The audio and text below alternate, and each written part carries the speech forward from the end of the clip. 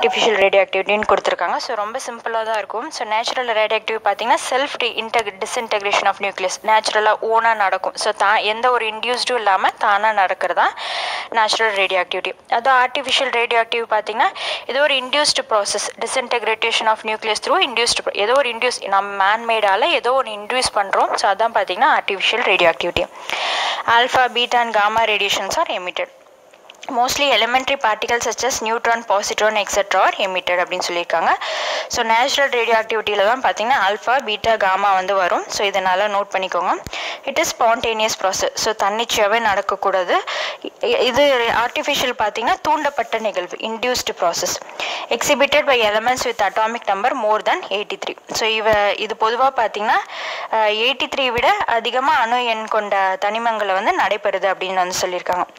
So exhibited by elements with atomic number less than 83 அப்படின்னு சொல்லி கொடுத்துருக்கான். ஸோ இவ பொதுவாக பார்த்தீங்கன்னா குறைவான அணு எண்களை கொண்ட தனிமங்களை நடைபெறுது அப்படின்னு சொல்லியிருக்காங்க. ஸோ ஆர்டிஃபிஷியல் ரேடியோ ஆக்டிவ் பார்த்தீங்கன்னா கண்ட்ரோல். ஏன்னா நாம தானே இன்ட்ரடியூஸ் பண்ணுறோம், மேன்மேடால் தான் இன்டியூஸ் ஆகுது. ஸோ அதனால ஈஸியாக கண்ட்ரோல் பண்ணிடலாம். ஆனால் நேச்சுரல் ரேடியோ ஆக்டிவ் கண்ட்ரோல் பண்ண முடியாது அப்படின்னு சொல்லியிருக்காங்க. ஸோ அடுத்து பார்த்தீங்கன்னா ஒரு ஆக்டிவிட்டி மாதிரி கொடுத்துருப்பாங்க 6.1ல். ஸோ அந்த எக்ஸாம்பிளையும் பார்த்துருவோம். If you denote the parent and daughter nucleus as XY. So parent nucleus பார்த்தீங்கன்னா எக்ஸ்ன்னு கொடுத்துருக்காங்க, டாட்டர் நியூக்ளியஸ் பார்த்தீங்கன்னா ஒய்ன்னு கொடுத்துருக்காங்க. இந்த nuclear disintegration is represented as follows XPE Y. Here P and E represent the projectile particle and ejected particle respectively அப்படின்னு சொல்லி கொடுத்துருக்காங்க. இங்கே ஒரு எக்ஸாம்பிள் பாருங்கள். 4. ஸோ இது எல்லாமே லைட்டர் எலமெண்ட்ஸ். 4BE 9 + 2HE 4 என்ன கொடுக்குன்னு பார்த்தீங்கன்னா 6C13 ஸ்டார் அப்படின்னு கொடுத்துருக்கான். ஸோ ஸ்டார்ன்றது பார்த்தீங்கன்னா அன்ஸ்டேபிள் நியூக்ளியஸ் அப்படின்னு சொல்கிறாங்க. ஸோ இந்த அன்ஸ்டேபிள் நியூக்ளியஸ் நம்ம டெஃபினேஷன் படித்தோம் பார்த்தீங்கன்னா அன்ஸ்டேபிள் நியூக்ளியஸ் நியூக்ளியர் டீகே ஆகும். ஸோ அந்த நியூக்ளியர் டீகேலேருந்து பேரண்ட் நியூக்ளியஸ் டாட்டர் நியூக்ளியஸாக பிரியும் அப்படின்னு சொல்லி பார்த்தோம். ஸோ இந்த அன்ஸ்டேபிள் நியூக்ளியஸான 6C13 ஸ்டாரை எடுத்துக்கிறாங்க. ஸோ அது எப்படி பிரியும்னு பார்த்தீங்கன்னா 6C12 நியூட்ரான் அப்படின்றது பிரியுது.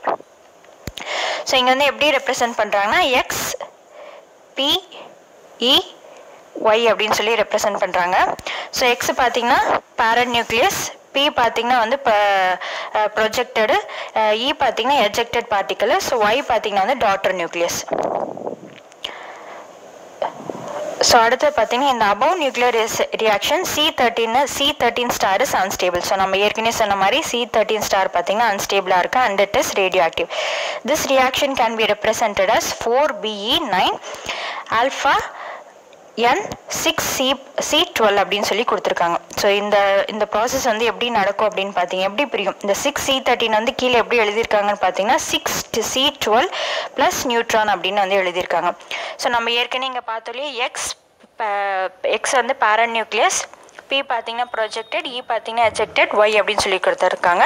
ஸோ அதை தான் இங்கே எழுதியிருக்காங்க. 4BE 9 பார்த்தீங்கன்னா பேரண்ட் நியூக்ளியஸ், ஆல்ஃபா பார்த்தீங்கன்னா ப்ரொஜெக்டட், ஆல்ஃபா பார்ட்டிகல்ஸை வச்சு தான் மோத விடுறோம், பம்பார்ட் பண்ணுறோம். ஸோ அதுக்கப்புறம் நியூட்ரான் எஜெக்டட் வெளியில் வருது பார்த்தீங்கன்னா நியூட்ரான் எஜெக்ட் ஆகி வெளியில் வருது. ஸோ டாட்டர் பார்த்தீங்கன்னா 6C12 அப்படின்னு சொல்லி கொடுத்துருக்காங்க. So unit of radioactivity அப்படின்னு கொடுத்துருக்காங்க. ஸோ கியூரி அப்படின்றது அதை ட்ரெடிஷனாக யூஸ் பண்ணுற radioactivity. It is defined as a quantity of radioactive substance which undergoes 3.7 × 10⁻10 in disintegration in 1 second. So இந்த கியூரி எப்படி டிஃபைன் பண்ணுறாங்கன்னா ஒரு ரேடியோ ஆக்டிவ் சப்ஸ்டன்ஸ் 3.7 × 10⁻10 in 1 செகண்டில் டிஸ்இன்டெகிரேட் ஆகணும் அப்படின்னு சொல்லியிருக்காங்க. This is actually close to the activity of 1 gram of radium 226 அப்படின்னு கொடுத்துருக்காங்க. ஸோ இதெல்லாம் நீங்கள் மெமரைஸ் பண்ணிக்கிறோம். ஸோ கியூரினா எவ்வளோ டிஸ்இன்டெகிரேட் ஆகும் அப்படின்றத ஞாபகம் வச்சுக்கோங்க. ஸோ அடுத்து Rutherford. It is another unit of radioactivity. It is defined as the quantity of a radioactive substance which produces 10⁻6 disintegration in 1 second. So 1 Rutherford என்றது பார்த்தீங்கன்னா இன்னொரு ரேடியோஆக்டிவிட்டியோட யூனிட்டு. ஸோ அது பார்த்தீங்கன்னா 10⁻6 டிஸ்இன்டெகிரேஷன் ஒரு செகண்டில் ஆகும் அப்படின்னு சொல்லியிருக்காங்க. ஸோ பெக்கரல் தான் பார்த்தீங்கன்னா எஸ்ஐ யூனிட் ஆஃப் ரேடியோஆக்டிவிட்டி. ஸோ இதுதான் ரொம்ப எஸ்ஐ யூனிட் தான் யூஸ்வலாக நிறைய எக்ஸாமில் கேட்பாங்க. So SI unit of radioactive என்னன்னு கேட்டாங்கன்னா பெக்கரல் அப்படின்றத ஞாபகம் வச்சுக்கோங்க. It is defined as a quantity of 1 disintegration per second. So 1 disintegration ஒரு செகண்டில் வந்து நடக்கும் அப்படின்னு சொல்லியிருக்காங்க. ஸோ அடுத்தது பார்த்தீங்கன்னா ராங்டன். ஸோ ஆர்ன்னு சொல்லியிருக்காங்க. It is a radiation exposure of gamma and X-rays in measured by another unit called Rankton. So radiation exposure ஆன gamma X-ray வந்து measure பண்ற another unit என்னன்னு பார்த்தீங்கன்னா Rankton அப்படின்னு சொல்லி கொடுத்துருக்காங்க.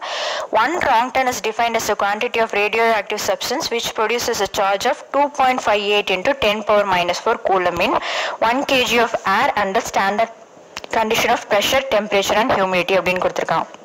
ஸோ இந்த ரேடியேஷன் எக்ஸ்போஷர் எதுக்கு யூஸ் பண்ணுறாங்கன்னா ஆல்ஃபா அண்ட் எக்ஸ்ரேஸ்க்கு மெஷர் பண்ணுறதுக்காக யூஸ் பண்ணுறாங்க.